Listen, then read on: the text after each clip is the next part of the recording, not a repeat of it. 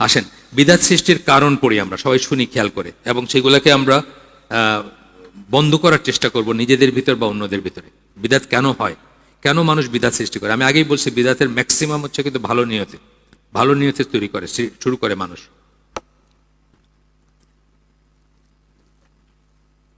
আমরা আজামি, আরবি না, আমরা আরবি ভাষা জানি না। কি করতে কি করব, কি নিয়ত করতে কি নিয়ত করে ফেলবো, কি ভাবতে কি ভাববো, এই জন্য বুজুর্গরা কি করছেন, নাওয়াইতু আনুসাল্লি আলিল্লাহি তাআলা আমাদের ফর্মুলা শিখাই দিচ্ছে। ফর্মুলা শিখাই দিয়া তো আমাদেরকে চিরতরে বিদাতের ভিতরে দিয়েছেন, বংশ পরম্পরায় চলতেছে এই বিদাত, তাই না? নাওয়াইতু আনুসাল্লি পড়ছেন না? আমার জেনারেশন তো সবাই পড়ছেন, এই জেনারেশন হয়তো এটার থেকে হয়তো মুক্ত, কিন্তু আমার জেনারেশন তো পড়ছি, আমরা মুখস্থ করতে হয়েছে, এক এক ওয়াক্তের জন্য এক এক নিয়ত, বুঝছেন? ভালো মনে করেই করছেন যে মানুষগুলা আজামি, কি বলতে কি বলবে, কি ভাবতে কি ভাববে, আচ্ছা ফর্মুলা করে দিলাম, তাহলে এই ফর্মুলা নিয়ত করলে ঠিক হয়ে যাবে নিয়ত, এরকম আর কি। এই বিদাত সৃষ্টির কারণগুলো শোনেন, এগুলো খুব ইম্পর্টেন্ট। প্রথম কারণ হচ্ছে অজ্ঞতা। প্রথম কারণ হচ্ছে কোনটা ঠিক সেটা না জানা, অজ্ঞতা থেকে শুরু। এখানে সূরা আরাফের 33 নম্বর আয়াত কোট করতেছেন। সূরা আরাফের 33 নম্বর আয়াতটা খুব স্পেশাল একটা আয়াত, যারা কোরআন নিয়ে বসেন, পড়েন, দেখেন, আজকেই দেখেন পড়তে। কেন স্পেশাল? এই আয়াতে আল্লাহ চারটা গুনাহকে পর্যায়ক্রমিকভাবে করছেন। 3 নম্বরে শিরক করছেন, 4 নম্বরে করছেন হলো আল্লাহ সম্বন্ধে মিথ্যা আরোপ করা বা অনুমান বশত কথা বলা। তাহলে দিনের ব্যাপারে না জেনে বা আল্লাহর ব্যাপারে না জেনে কোনো মিথ্যা আরোপ করা, আল্লাহ এরকম করলে খুশি হবেন, আল্লাহ এটা বলছেন, এই ইসলাম এটা বলে, বা এই ধরনের সমস্ত কথা এটার ভিতরে চলে আসবে। এই জন্য এটা সম্বন্ধে খুব সাবধান করা হয় যে আল্লাহ সম্বন্ধে মিথ্যা আরোপ করার ব্যাপারে। সূরা আরাফের 33 নম্বর আয়াত, এটা হাফিজ ইবনুল কাইম উনি চোখে আঙ্গুল দিয়ে দেখাই দিয়েছেন। তার না হলে মানে আমি যখন প্রথম পড়ছি তখন ওনার এটা মানে যে এটাকে আর কি, মানে দিনের ব্যাপারে আন্দাজে কথা বলা বা অনুমান বশত কথা বলা। সূরা ইয়াসিন, সূরা আরাফ, সূরা ইসরা 17 নম্বর সূরা, আমরা বনি ইসরাইল যেটাকে বলি, সে 36 নম্বর আয়াত কোট করতেছেন, যে বিষয়ে তোমার জ্ঞান নেই সে বিষয়ে অনুমান দ্বারা পরিচালিত হইও না। নিশ্চয়ই কর্ণ, চক্ষু ও হৃদয় ওদের প্রত্যেক বিষয়ে কৈফিয়ত তলব করা হবে। মোট কথা জান বা অনুমান বা কনজেকচারের উপরেই করব না আমরা। তো জ্ঞানহীনতা বা অজ্ঞতা হচ্ছে বিদাতের একটা প্রধান কারণ বা প্রধান আল্লাহ বান্দাদের নিকট থেকে ইলম ছিনিয়ে নেওয়ার মতো করে তুলে নেবেন না, বরং উলামা তুলে নিয়ে ইলম তুলে নেবেন। এমত অবস্থায় যখন কোনো আলেম অবশিষ্ট রাখবেন না, তখন মানুষ মূর্খদেরকে গুরু ও নেতা রূপে বরণ করবে। ফলে তারা জিজ্ঞাসিত হলে বিনা ইলমে ফতোয়া দেবে, যাতে তারা নিজে ভ্রষ্ট হবে এবং অপরকে ভ্রষ্ট করবে। কোন একটা ইসে দেখলাম, এক হিন্দু লোক ফতোয়া দিতেছে টিভিতে, কোন একটা ইসে, হ্যাঁ, মানে হিন্দু লোক একদম ইসলামের কোন একটা কি জিনিসের উপর কথা বলতেছে, মানে সে এইভাবেই বলতেছে, ভালোভাবেই বলতেছে, খারাপভাবে না, মানে পজিটিভলি বলতেছে, দেখাইতে চাইতেছে যে সে জানে। তো যাই হোক, তো এই অজ্ঞতা হচ্ছে একটা রুট রিজন, প্রথম রিজন। দ্বিতীয় হচ্ছে প্রবৃত্তি ও খেয়াল খুশির অনুসরণ। আমরা আগের বইটাতে পুরো পড়ে আসলাম, উইমস অ্যান্ড ডিজায়ার বললাম, প্রবৃত্তি এবং খেয়াল খুশির অনুসরণ। মানে আপনার কাছে একটা জিনিস দেখতে সুন্দর লাগে আপনার কাছে মনে হচ্ছে এটাই বোধহয় ঠিক। যেমন 2 হাতে মুসাফা কইরা হাতটা এখানে লাগায় এরকম করলে মনে হয় যে লোকটা খুব ভদ্র, লোকটা খুব সুন্নাহ অনুযায়ী আছে, খুব দিনের উপরে আছে, এরকম মনে হয় না? এইটা হক্কানি। হ্যাঁ, ভালো একটা শব্দ বলছে, হক্কানি শব্দটা আপনি আনলেন থেকে। হক্কানি নিয়ে আমার এখান থেকে আওয়াজ হতে পারে, এই যে এইটা রাখছে পকেটে, তো হক্কানি নিয়ে আমার একটা, হ্যাঁ না এখানে আমার মনে হয় এটা পকেটে কিছুতে লাগতেছে। দাঁড়ান আমি একটু ইজি করে দিই, দাঁড়ান, দেখেন তো কোথাও লাগতেছে নাকি, লাগছে কোথাও? এটা থেকে এখানে রেখে দিবেন, দেন। হক্কানি কোথাতে আমার অনেক কিছু মনে করাই দিলেন। আমি তাহলে একটু গল্পটা বলেই ফেলি। একবার ইন্ডিয়া গেছি আমি ক্যালকাটা একটা ট্রেনিংয়ের জন্য, 2000 সালের কথা। এটা মেরিন ক্লাবে থাকি, ট্রেনিং হয়। তো শুক্রবার সামনে আসলো, ওইখানকার এক কেরানি বা কিছু, হানিফ নামটা আমার এখন মনে আছে, সে বললো, স্যার নিউ মার্কেট এলাকায় বড় জুমার জামাত হয়, যান না পড়ে আসেন একদিন গিয়ে। আমি গেলাম ট্রেনিং, তো ওইখান তো হলিডে না, শুক্রবার তার বন্ধের দিন না। তো যাই হোক, কাজ শেষে গেলাম, গিয়া দেখি মানুষ দুজনে কেমন কেমন লাগতেছে দেখলে, মানে সবাই একটু ডিফারেন্ট মনে হইতেছে, একটা কাল্টিশ একটা ব্যাপার মনে হইতেছে। তো এর ভিতরে একজন আসলেন, সবাই দাঁড়ায় গেল। একজন আসলেন, সব বুজুর্গ, সব দাঁড়ায় গেল, দাঁড়ায় এরকম করতেছে। আমি বসে আছি, আমার তো শার্ট প্যান্ট পরা, হাতে একটা ব্রিফকেস। তো ওই ভদ্রলোক একসময় বয়ান করতে শুরু করলেন জুমার আগে দিয়ে, তো বলতেছেন যে ওনার কাছে ইলহাম হয়েছে যে এই কাবায় গিয়ে মক্কা মদিনায় গিয়ে কি হবে, এইখানেই যদি আজানগাছি আর কি, আজানগাছির পীরের সিলসিলা আর কি, যে এইখানেই মানে ওইটার ফজিলত পাইতে পারেন আর কি যদি আপনারা ওইখানে যান আর কি। এইটা শুই না আমি তখন মানে ব্রিফকেসটা হাতে না 3 লাফে জাস্ট বাইর হইয়া আমার ওই খিদিরপুরে যেখানে ছিলাম ওইখানে আইসা আমি জোহরের নামাজ পড়ছি আর কি, যে আমার এই জুম্মা পড়ার দরকার নেই। হক্কানি বললেন এখানে, এদেরই কিন্তু এখানে আছে হক্কানি প্রেস, হক্কানি কি সব আছে, সব এই জায়গায় আছে দেখবেন। আচ্ছা, প্রবৃত্তি খেয়ালখুশির অনুসরণ। প্রবৃত্তি এবং খেয়ালখুশির থেকে আমরা আমাদের চোখে অনেক সময় সুন্দর লাগে দেখতে। এই যে বললাম এই মুসাফাটা কিন্তু আমার নিজেরও খুব সুন্দর লাগতো, খুব হিউমিলিটি মনে হইতো, যে খুব নম্রভাবে হাতটা নিয়ে চুকচুক করতেছে, বা এই ধরনের আরো অনেক জিনিসই সুন্দর লাগে। মাথায় এরকম করে ধরে নামাজের পর একটা করে নাকি, দেখতে কিন্তু খুব ইখলাসালা লাগে। আপনার হয়তো নিকটজন করছে, আপনার বাবা বা আপনার চাচাও করছে হয়তো এরকম করে, জিজ্ঞেস করেন যে কইতে কোথায় পাইছেন এটা, আর বলতে পারবে না শুনছি বা পাইছি।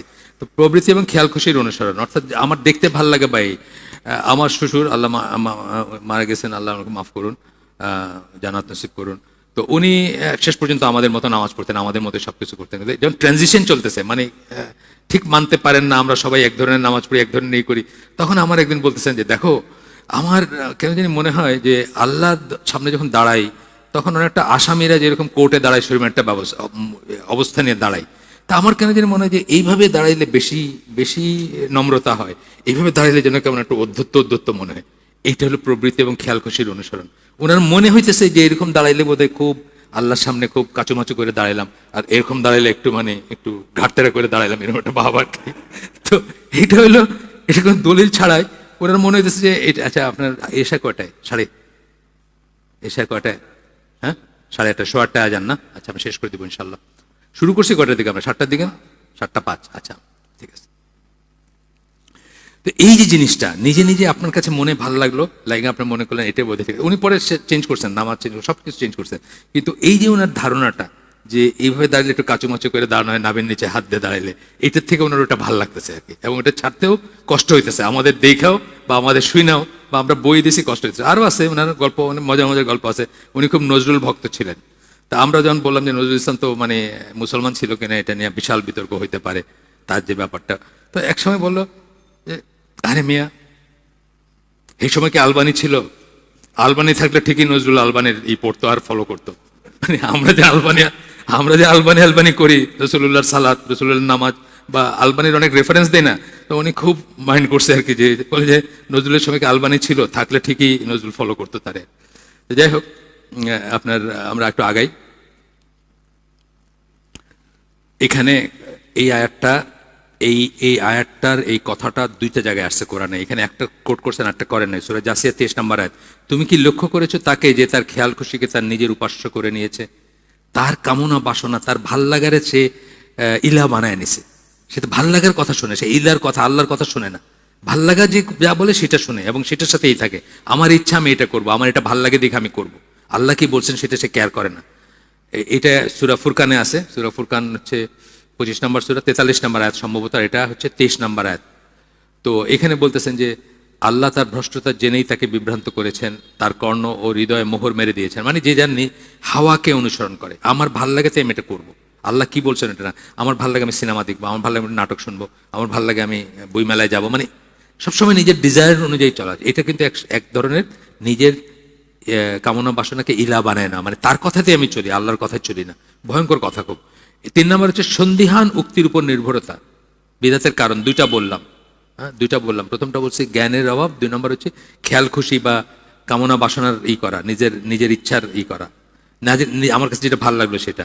3 নম্বর হচ্ছে সন্দিহান উক্তির উপর নির্ভরতা। সন্দিহান উক্ত মানে মুতাশাবি আয়াত যেগুলোকে আমরা বলি, অথবা যেগুলাতে একাধিক মিনিং হইতে পারে, ওইখান থেকে আমি একটা মিনিং বাইর করে আমারটারে আমি জাস্টিফাই করে নিলাম। যেমন আমি পড়তেছিলাম আজকে music made me do it সকালে, ওইখানে নাবলুসি বলে একজন স্কলার ছিলেন, সিরিয়ান স্কলার। উনি সূরা জুমার একটা আয়াতে ওই যে শেষের দিকে যখন ওই যে খেলতামাশার কথা আসছে এবং তিজারার কথা আসছে, আপনি জানেন তো সূরা জুমার শানে নজুল জানেন সবাই? সূরা জুমা, রাসূল সাল্লাল্লাহু আলাইহি ওয়াসাল্লাম সেকেন্ড দ্বিতীয় বর্ষ মদিনায় জুমার খুতবায় দাঁড়াইছেন। এমন সময় খবর আসছে সিরিয়ার থেকে একটা কাফেলা আসছে। ওই অনেক জিনিসপত্র নিয়ে আসে, কিছু খেলাধুলার জিনিস আমাদের সরকি মুরকি আছে না মহরমের মেলায় যেগুলো ছিল, ওই হ্যাঁ চরকা বা একটা tap tap tap tap tap tap করে একটা আওয়াজ হইতেছে, একজন তাই না নিতেন না আমরা, মানে আমাদের সময় ছিল, আপনারা হয়তো অনেক সফিস্টিকেটেড জিনিস দেখেন, এখনো আছে। আচ্ছা, তো এরকম জিনিসপত্র নিয়ে আসছে সিরিয়ার থেকে, এখন ওনাকে খুতবায় রেখে মানুষজন সব বাইরে হয়ে গেছে, বুঝছেন? মানে এই জন্যই বলি যে তারা তো সাহাবী, চিন্তা করেন।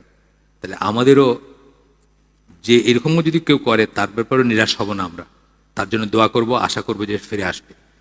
তো ওই উপলক্ষে আর কি বলছেন যে তিজারা ওয়া লাহওয়া শব্দটা আর কি এইখান থেকে উনি বাইর করছেন, মানে করছেন যে তাইলে বোধহয় গান বা মিউজিক জায়েজ হইতে পারে। এই যে ব্যাপারটা সন্দিহান একটাই, যেটার অনেক মিনিং হইতে পারে, সেখান থেকে আপনি আপনি একটা মিনিং নিলেন, নিয়ে আপনার যে জিনিসটা আপনি পছন্দ করতেছেন, ইসলামিক গানের ব্যাপারেই বলছেন, নাশিদ বা ইত্যাদির ব্যাপারে, সেটাকে আপনি মনে করলেন যে এটা জায়েজ বাই, এটার কথা বলতেছেন যে সন্ধিহান উক্তির উপর নির্ভরতা।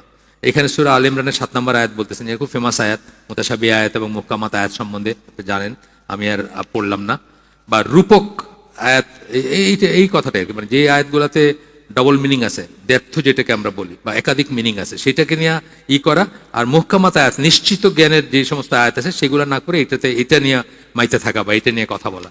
4 নম্বর হচ্ছে কেবলমাত্র জ্ঞানের উপর ভরসা করা, নিজের জ্ঞানের উপর ভরসা করা, নিজের জ্ঞানের উপর নির্ভর করা, যে আমি বুঝছি এটাই ঠিক।